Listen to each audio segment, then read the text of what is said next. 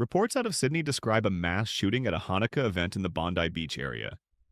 Local police reportedly killed one attacker and arrested another, while continuing searches for additional suspects. Australian police are also being quoted as calling this a terror incident, with reports saying the death toll rose to 16. If confirmed, this would rank among the deadliest attacks targeting Jews abroad in recent years. Separate reporting claims that between October 2024 and September 2025, Australia recorded 1,654 anti-Semitic incidents. There are also claims that an Iran-linked cell recently set fires at synagogues and Jewish businesses. These details require verification from official sources, but they match a broader pattern of rising anti-Semitic pressure being reported by Jewish communities. Community voices have warned over the past year not enough protection, demonstrations held too close, and violent actors allowed to approach. One powerful moment described in the reports: an Australian civilian allegedly approached the terrorist from behind, jumped him, and seized the weapon, stopping further killing. Israel's defense minister, Israel Katz, issued condolences to the families of the murdered and support for the wounded, while emphasizing Israel's commitment to stand with Jewish communities worldwide and fight anti-Semitism and terror everywhere. Multiple accounts describe disturbing footage that we will not show. The claim is that the attackers operated for an extended period with limited interference, and that even with sirens audible, it took time before the first confrontation. These accounts argue it reflects not only lack of readiness, but also a wider failure to treat anti-Semitic violence as a real, present threat. The concern being raised is simple. When institutions assume this can't happen here, extremists read that as permission. Australia and New Zealand's Mufti told Al Jazeera he condemns the Sydney terror attack, calling it senseless and saying no one should be harmed for religion or nationality, and that harming any human being is wrong. At the same time, some analysts argue that public condemnations can also serve a strategic purpose, distancing communities from violence while keeping political influence intact. Turning to Israel, reports describe nighttime marches in Jaffa featuring nationalist and religious slogans, including threats and confrontational chants. Security-focused commentary warns that when this escalates, it can spill into attacks on civilians and community targets. Calls are growing for decisive enforcement against incitement, violence, and any organized networks driving unrest, including arrests where warranted under the law. In Syria, reports claim the attacker who killed 2 U.S. soldiers and wounded others was an officer in the General Security Forces linked to the Jolani-led system. This follows other allegations of serious incidents involving actors connected to that structure, including an ambush that reportedly wounded IDF troops in the Golan area. The core argument being made: rebranding does not erase ideology. If extremist networks remain embedded inside state structures, the threat doesn't disappear, it simply wears a uniform. Another major element today claims that certain Arabic language channels and accounts celebrated the Sydney massacre and praised the killers. Whether or not every clip is authentic, the larger problem is real. Glorification of murder fuels copycats and signals moral permission for violence. Some commentary also notes the timing. Hamas marking an anniversary of its founding, with the argument that ideology spreads through global networks, including Muslim Brotherhood-linked currents.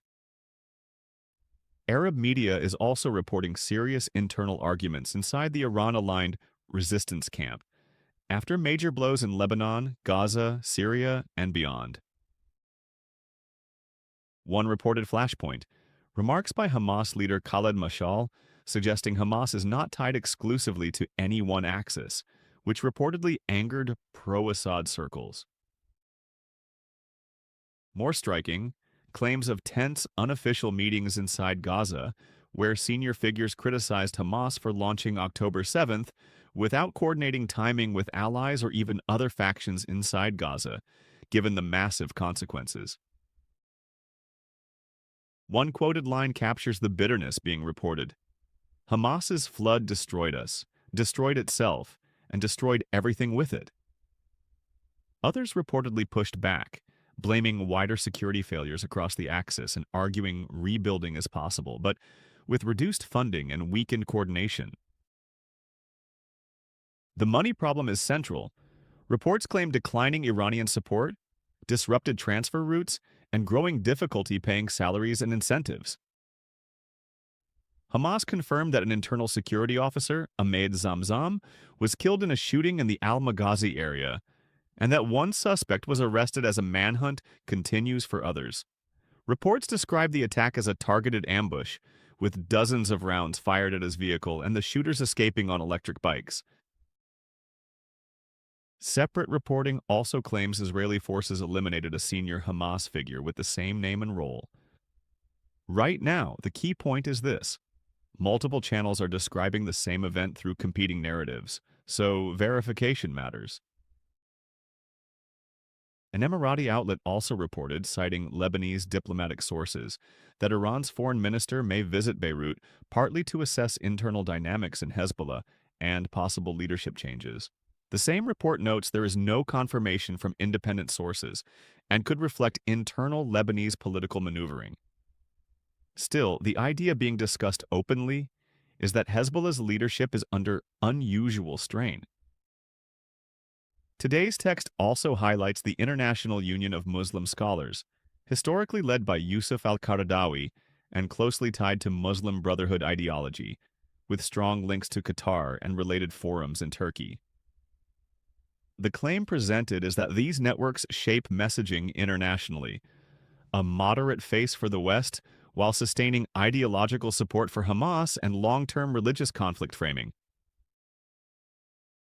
Dr. Dan Diker of the Jerusalem Center for Foreign Affairs and Security is cited arguing that the latest attack underscores how volatile Syria remains, even with U.S. intelligence and military involvement aimed at preventing an ISIS resurgence. His warning is that stabilization efforts continue under constant pressure from terror, militias, and regional spoilers. The IDF reported intercepting a drone that crossed into Israel from the west, carrying 2 M16 rifles, which were transferred to security forces for handling. The IDF also reported that a terrorist who attempted to stab paratroopers near the Olive Junction in the Judea Brigade area was shot and killed, with no Israeli casualties. Lebanon's President Joseph Aoun issued a condemnation of the attack against the Jewish community in Sydney, framing it as part of a universal principle against killing innocents anywhere. He placed blame on organizations that spread hatred and extremism and use violence to enforce religious, ethnic, or political monopoly. The IDF stated Hezbollah continues to violate understandings between Israel and Lebanon, and that approximately 40 terrorists have been eliminated in southern Lebanon since early October across dozens of villages. The IDF also claimed Hezbollah has violated the ceasefire framework repeatedly since it took effect. Tonight is the first candle of Hanukkah, a reminder of light against darkness, resilience against hate, and unity across Jewish communities worldwide. We pray for the safety of our people everywhere, for the recovery of the wounded, and for the protection of those defending Israel day and night. This is Shield of Truth. Stay tuned, stay informed, and subscribe for more real updates from Israel and beyond.